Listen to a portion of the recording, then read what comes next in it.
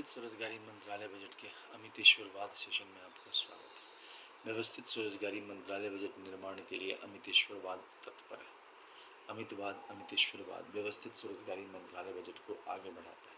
इसके जरिए व्यवस्थित स्वरोजगारी मंत्रालय बजट अधिनियम एक्ट को भारतीय संसद और भारतीय विधानसभाओं में लाने के लिए लेबर पार्टी ऑफ इंडिया के जरिए अमितवाद आगे बढ़ रहा है। अमितवाद का आशीर्वाद प्राप्त भगवान भगवती से, जिसमें आपको हो गए शिव पार्वती मंदिर जिसको वेलफेयर पावर भी कहा जाता है, विष्णु लक्ष्मी मंदिर जिसको लाइव मनी भी कहा जाता है, ब्रह्मा सरस्वती मंदिर जिसको लॉ एजुकेशन भी कहा जाता है, आदिशक्ति जगदम्बा मंदिर जिसको फैमिली भी बोला जाता है, प्रत्येक सोमवार के भगवान होती है जिसको टुथ से यूनाइटेड ईच वर्ष के गॉड एंड गॉडेस भी बोला जाता है, और हिंदू गवर्नमेंट। अमितेश्वरवाद एक जनवाद है जिसके तहत प्रत्येक नागरिक को रोजगार की कमी नहीं होती। जैसे भारतवर्ष में हर एक 2 किलोमीटर पर पेट्रोल पंप है, जैसे भारतवर्ष में सब सरकारी अस्पताल में हर एक भारतीय नागरिक को अधिकार है, जैसे भारतवर्ष में इलेक्शन कमीशन में आपको वोटिंग अधिकार है 18 वर्ष पर, ठीक इसी प्रकार से स्वरोजगारी कार्ड यहाँ बन जाता है और इसके तहत आपको जो है 56 आवर का वर्क प्रदान किया जाता है according to qualification, age, gender, ability, disability. और जैसे ही इस रोजगार को आप करते हैं आपको मिनिमम 2500 रुपया, मैक्सिमम 1,50,000 तक मिलता है। इसका प्रबंध इस प्रकार से है कि फिजिकल क्रेडिट टेबल बनाया गया है व्यवस्थित स्वरोजगारी मंत्रालय बजट के तहत। इसके तहत जो इलिटरेट है उसका 165 रुपया है और सैलरी हो गया 2,500 रुपया।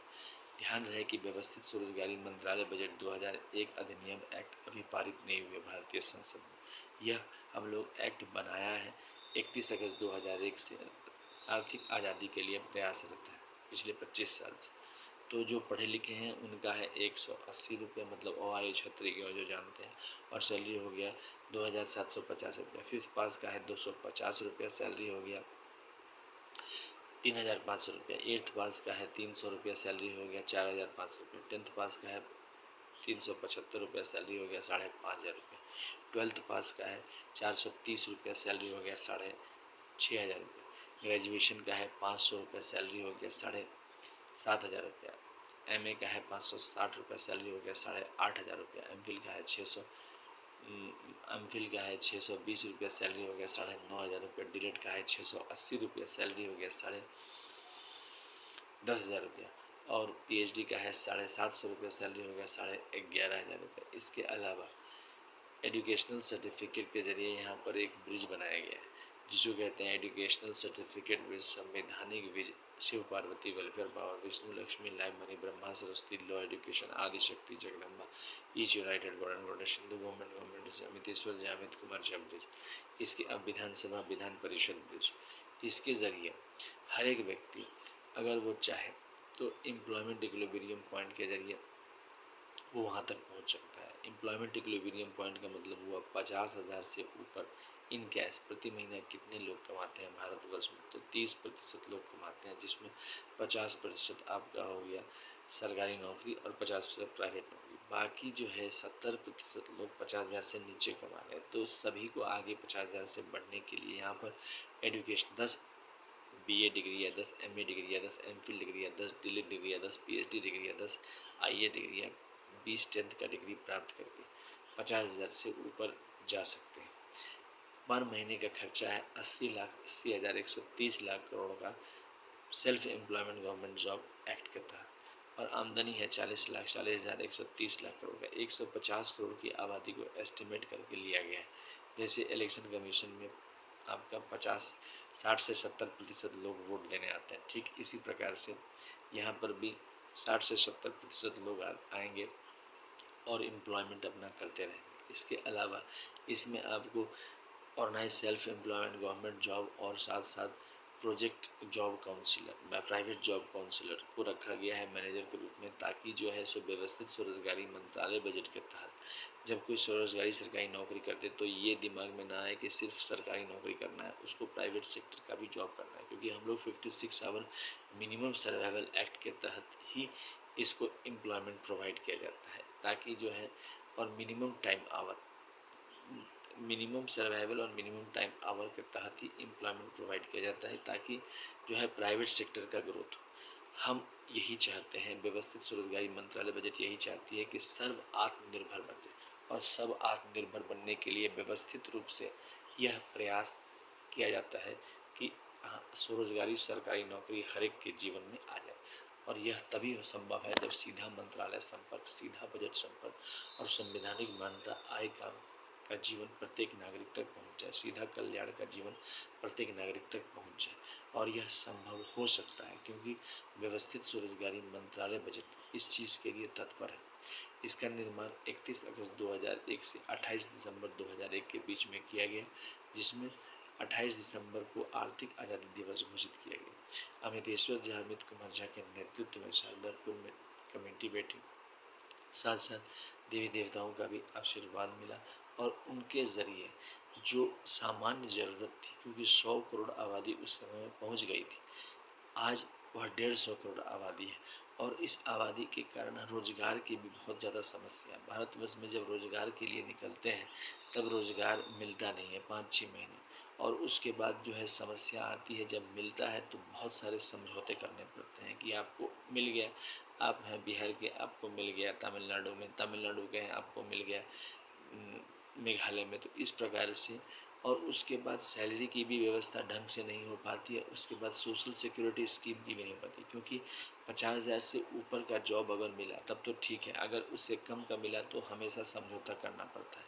तो यहाँ पर एक सपोर्ट के रूप में आपको सेल्फ एम्प्लॉयमेंट गवर्नमेंट जॉब खड़ा हो जाता है, और वह सपोर्ट जो है आपको पूरा जीवन पर्याप्त मिलता है, जैसे माता पिता के रूप में। इसको कहते हैं गवर्नमेंट विथ पेरेंटिंग। इसीलिए इसमें इस बात का ध्यान रखा जाता है कि काउंसलिंग के लिए प्राइवेट सेक्टर को भी आगे लाया जाता है, ताकि जो है प्राइवेट सेक्टर और सरकारी सेक्टर, इसमें ये भी बात का ध्यान रखा गया है कि socialist economy, capitalist economy, mixed economy सभी के साथ व्यवस्थित स्वरोजगारी मंत्रालय बजट मूव करती है, क्योंकि इसकी ज़रूरत को अकॉर्डिंग टू रिक्वायरमेंट पैदा किया गया है। क्योंकि हमें रोज़गार की ज़रूरत है, एक ऐसी व्यवस्था की ज़रूरत है जहाँ की कांस्टेंट रूप में हम रोज़गार कर सकें। प्राइवेट सेक्टर में हमेशा इस बात का डर लगा रहता है कि कल को अगर कोई गलती हुई तो आपको निकाल दिया, और निकालने के बाद फिर 3-4 महीने का स्ट्रगल। ये चीज़ जो है बहुत ही भयानक होती है। अगर रेगुलराइज प्रशासनिक व्यवस्था बनाया जा सकता है तो हम क्यों न बनाएं। प्राइवेट सेक्टर को कहीं चेक नहीं किया गया है, यहाँ पर प्राइवेट सेक्टर खुद बहुत बलशाली है। आज के डेट में प्राइवेट सेक्टर में आपको जॉब मिल जाती है बिना कंपटीशन के। वही व्यवस्था को लेकर यहाँ पर भी लाया गया है स्वरोजगारी व्यवस्था, जिसमें आपको बिना कंपटीशन के जॉब मिलती है और 56 आवर जॉब मिलती है।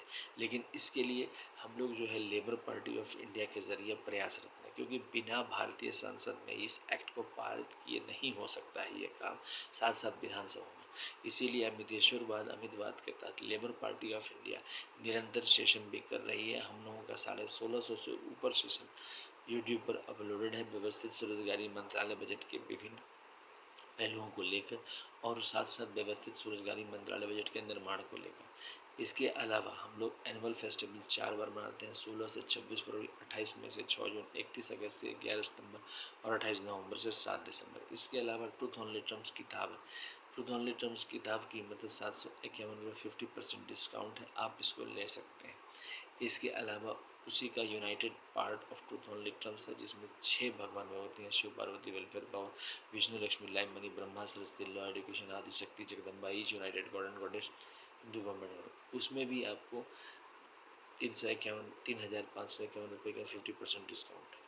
तो इस प्रकार से, और यूनाइटेड अगर 2 किताब एक साथ करते हैं तो 4,001 रुपया 50% डिस्काउंट है, तो वह नो शिपिंग चार्ज है। तो इस प्रकार से व्यवस्थित स्वरोजगारी मंत्रालय बजट इसको बनाने के लिए तत्पर है। वैसे भी आप इस चैनल को सब्सक्राइब करके भी कंट्रीब्यूट कर सकते हैं।